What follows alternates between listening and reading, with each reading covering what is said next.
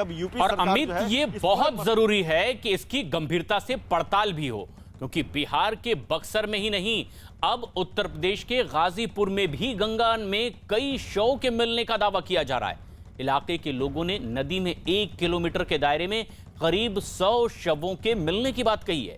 उनका आरोप यह है कि पिछले कई दिनों से ये शव नदी में तैर रहे हैं। नदी किनारे शवों के होने के कारण आसपास के लोगों का अब यहां रहना भी मुश्किल हो गया है। यहां तक कि इलाके में संक्रमण फैलने का भी खतरा बढ़ गया है। हालांकि ये शव कहां से आए हैं, अभी इसका आधिकारिक तौर पर पता नहीं चल पाया है। लोगों की शिकायत के बाद आखिरकार डीएम ने यहां जांच का भरोसा जरूर दिया है।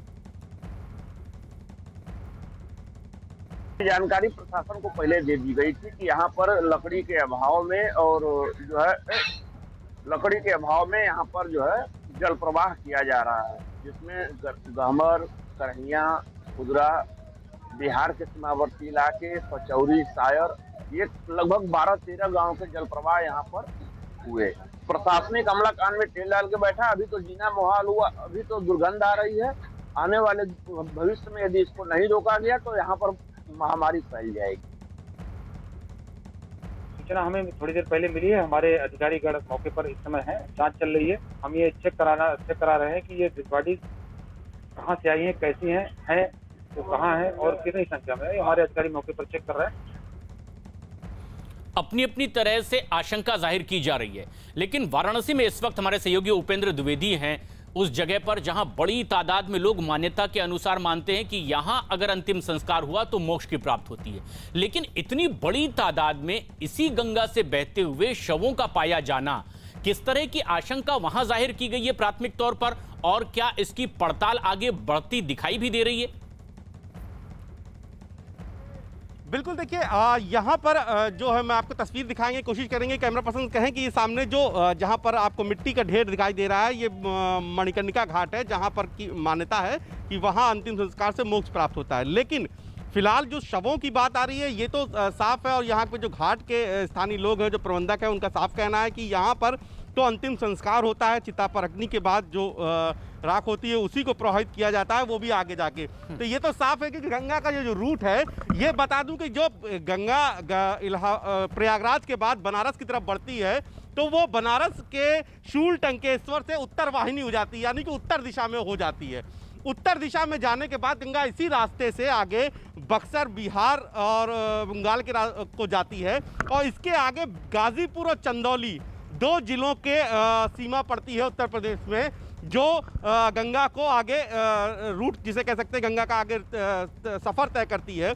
तो गाजीपुर और चंदौली, और अभी जो 9 शव मिले हैं वो गाजीपुर में मिले हैं। तो यानी कि कहीं ना कहीं जो कनेक्शन बक्सर टू यूपी है वो गाजीपुर में केंद्र हो रहा है। गाजीपुर से जो है वो रास्ता, चंदौली वाला जो रास्ता है, वहाँ पर ये आशंका जताई जा रही है। जो प्रशासन की प्राथमिक आशंका है कि वो वहीं पर आसपास किसी गांव में, चूंकि इन दिनों जिस तरीके से बड़ी संख्या में शवों का अंतिम संस्कार किया जा रहा था, हर घाट पर 4-4, 5-5 घंटे, 6-6 घंटे की वेटिंग थी, तो ऐसे में ये माना जा रहा है कि बहुत सारे नए घाटों को अंतिम संस्कार के लिए अनुमति भी मिली थी। तो ऐसे में ये तय है कि ऐसे ही किसी घाट, ऐसे ही किसी गांव से जुड़ी हुई गंगा नदी में इन शवों को जिसे कह सकते हैं प्रभावित किया गया है या बहाया गया है, ये तो तय है। लेकिन अब वो किस सूरत हाल में हुआ, कैसे हुआ, क्या जिस घाट की अनुमति थी उसी घाट पर हुआ, या जो गांव बीच में पड़े उन्होंने किया, तो किसकी ये लाश है, तमाम सारे सवालों के जवाब यही अब पड़ताल का विषय भी है उपेंद्र की इसकी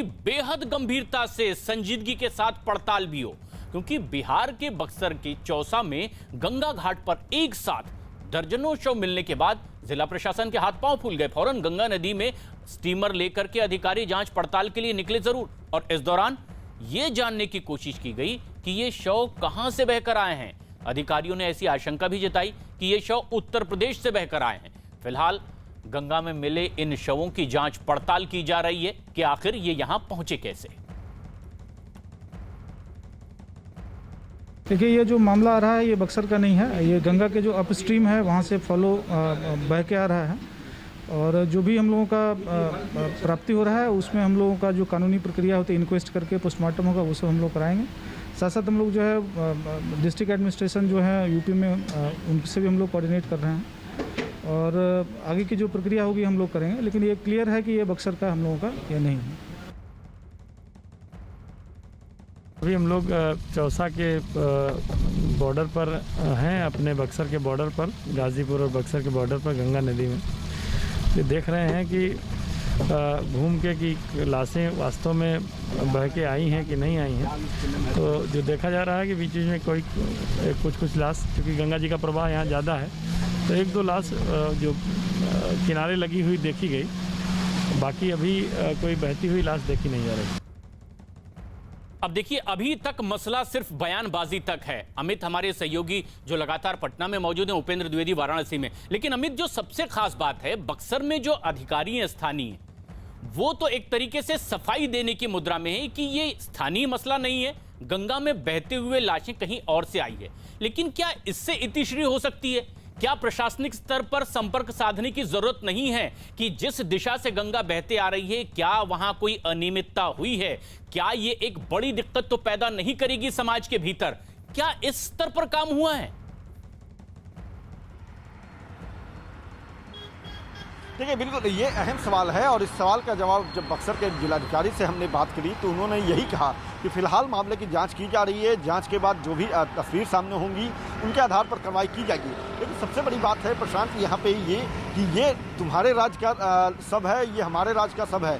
इसको इस पर बयानबाजी करने के बजाय जो है दोनों राज्य के जो जिलाधिकारी हैं वाराणसी के और बक्सर के, वो आपस में समन्वय बैठाते हुए अगर हकीकत को संयुक्त तौर पे एक ऑपरेशन करके इस मसले को खंगालते तो शायद ये मसला जो है यहीं खत्म हो जाती। आगे जो है लाशों का मिलने का जो सिलसिला है वो सामने नहीं आता। और दूसरी बड़ी बात है कि ये इन सबों को मिलने से जो महामारी की आशंका जताई जा रही है, जो लोग जो हैं वो बीमार होंगे, बड़ा एक महामारी जो ये इन इलाकों में फैलेगा, तो उससे भी जो है वो लोग बच सकते थे। तो कहीं ना कहीं जिलाधिकारी जो हैं बक्सर, उनकी कह सकते हैं कि सिर्फ बयानबाजी में दिलचस्पी है, बजाब्ता इस पे पूरे मसले को लेकर राज्य सरकार तक वो बातों को पहुंचाएं और यहाँ से जो बैठे जो मंत्रीगण हैं जो दूसरे शीर्ष अधिकारी हैं वो उत्तर प्रदेश के प्रशासनिक अमले के अधिकारियों से संपर्क साधे, मंत्रीगण जो है वो मंत्रियों से बात करें और इस मसले के तह तक जाकर यानी अमित लोगों तक अभी गुंजाइश लगातार